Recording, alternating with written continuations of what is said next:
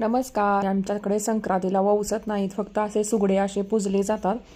तशा प्रकारचे मी पूजून छान पूजा केली, नैवेद्य दाखवला पुरणपोळीचा. नंतर मी माझ्या फ्रेंडकडे बोरनान आणि हळदी कुंकूसाठी गेले. बघू शकता तिने किती छान सुंदर रांगोळी काढलेली, पण गेल्या गेल्या आरूचा पाय घसरला आणि ते बाळ काढलेलं त्याच्या तोंडावरतीच विस्कटले. माझ्या फ्रेंडचा क्यूट मुलगा ज्याचं नाव आहे भार्गव, किती गोडूला छान हसतोय बघा. नंतर बोरनांसाठी सगळी तयारी झाली आणि बोरनान स्टार्ट केलं.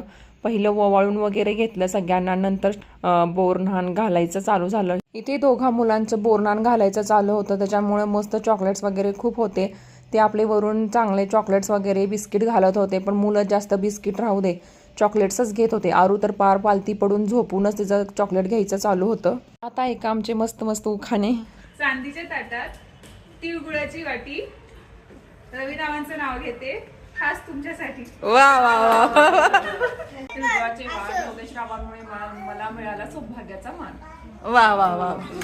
गाजराचा हलवा केला किसून किसून, निलेशराव गेले रुसून, मीच खाल्ला जागो.